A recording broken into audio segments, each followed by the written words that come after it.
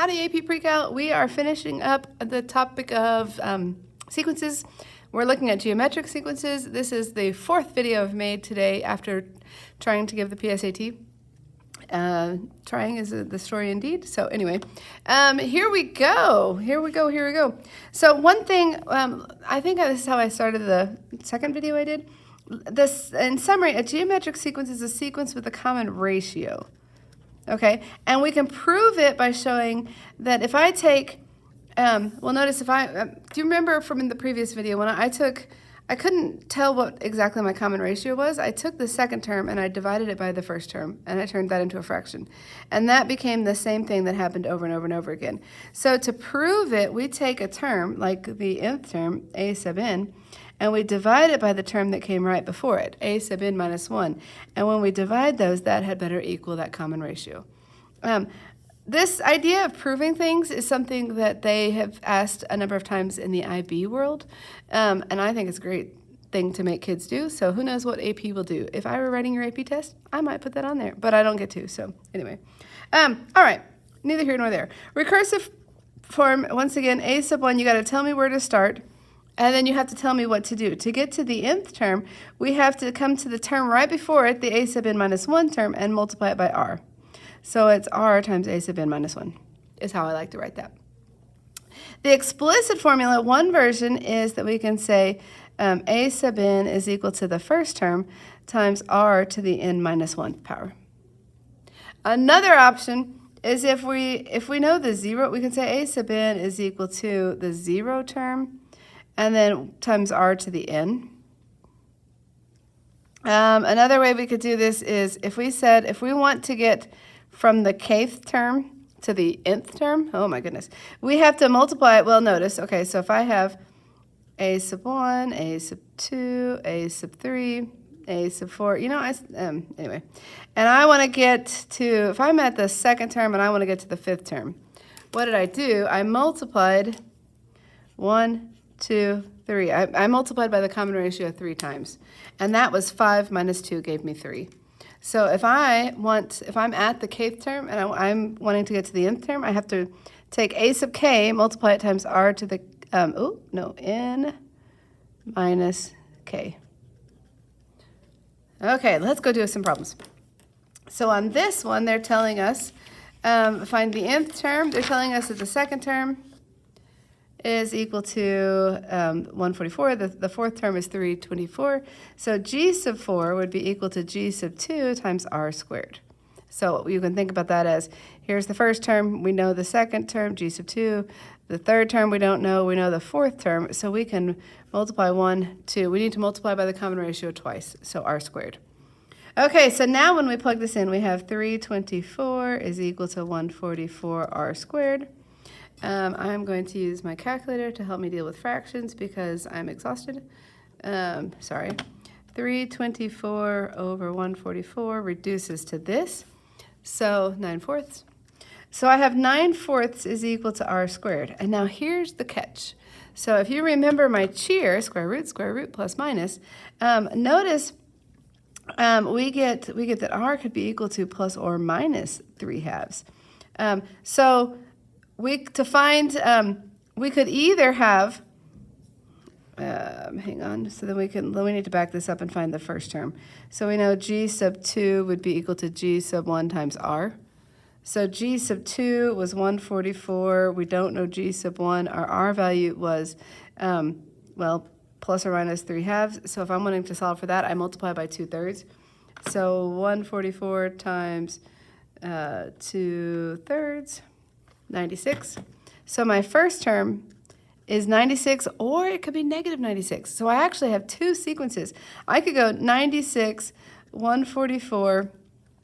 Okay, watch this. Take 96, hit enter, multiply this by my common ratio is 3/2. And then I get 216, and then I get 324.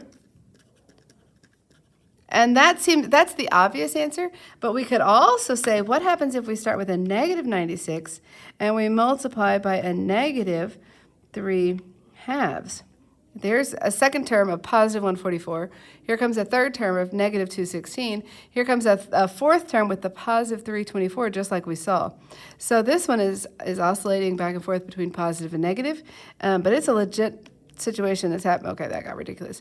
But that could be legit. So we could have a negative 96 and then a positive 144 and then a negative 216 and a positive 324.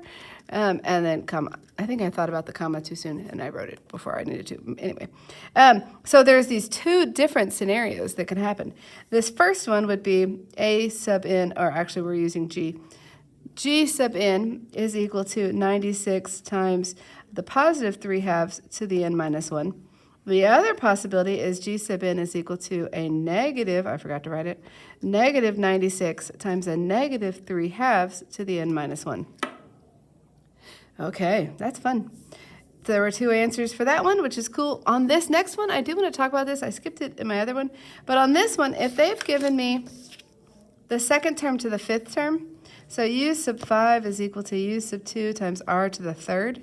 On this one, when we take the cube root, if we have the, okay, so here's the first term. If we have the second term, third, fourth, and we have the fifth term, if I multiply this one by a positive, positive, positive, everything stays positive. There you go. Now you can see what I'm doing. But if I multiply by a negative, then I would get, so if I say my r were negative, then I would have a negative, now a positive, now a negative, but I don't. Notice they're both positive. So that means I'm only going to get one possible value for r, and it's going to be positive. Okay, so I don't know that I want to continue. Well, okay, here we go. 16 is equal to 250 r to the third. 16 over 250. I'm going to do it without a calculator just to impress you. Divide by 2, that gives me 8. Divide by 2, that gives me 125. 8 over 125 is equal to r cubed. These are both perfect cubes, so then r would be equal to 2/5. So then I could figure out, what do I need to do? I need to figure out the number where I multiply it by 2/5 and get this 200. So if I take 250 and multiply it by 5/2, that's 625. Let's see. So 625 times 2/5 to the n minus 1. Well, trying this. 625 enter, multiply by 2/5, we said was our common ratio. And here comes the fifth term. And there we go. So we saw this was the first term, second term, third term, fourth term, fifth term. Cool.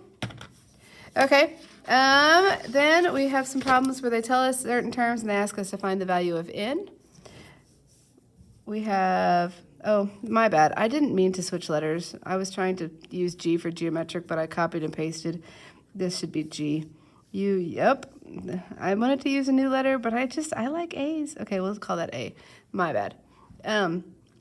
So G sub n is equal to G sub 1 times r to the n minus 1. So they're telling us G sub n, 768, is equal to G sub 1, positive 3, times r, negative 2, to the n minus 1. Okay, let's see. If I take 768, divide it by 3, I get 256. 256 is equal to negative 2 to the n minus 1. Well, I know that this is a power of 2. So I always have to count. 2, 4, 8, 16, 32, 64, 128, 256. So this is 2 to the 8th. But it would also be, since the 8 makes everything positive, this would also be negative 2 to the 8th. Which means that this would be, when the bases are the same, we could set the exponents equal. I have 8 is equal to n minus 1, add 1, I have n is equal to 9.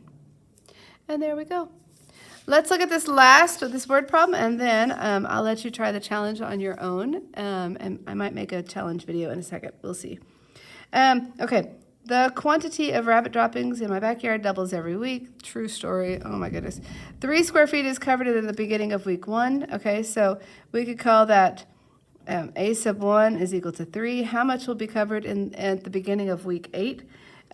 So if the beginning of the week is a sub 1 is equal to 3, then we're looking for, our goal is to find a sub 8. Sometimes it gets tricky, like the beginning of the week is the same as the end of the previous week, but just be consistent with they're telling us here, where did it go? The beginning of the week 1, okay, and we're labeling it A1, so the beginning of week 8 would be A sub 8. Okay, and then we also knew that it's doubling every week, so that common ratio is 2. So we have A sub n is equal to A sub 1 times r to the n minus 1. A sub n is equal to, my A sub 1 was 3 times 2 to the n minus 1, which is 3 times, we wanted A sub 8, so we need to raise that to the 7th power. 2, 4, 8, 16, 32, 64, 128. So this is 3 times 128, whatever that is. Sorry. I'm going to do it without the calculator. Raise the... There we You guys, I should not have to proctor. It just messes with the brain. I shouldn't have to think after that. Oh, I was right. Oh, good. Okay, so there are 384 square feet of poop in my yard after the rabbits have been there for 8 weeks. And there we go. All right, I'm going to make one more video, and I might make a video on the challenge. It's definitely beyond the scope of what I expect AP to do, but I think it's fun. So there we go.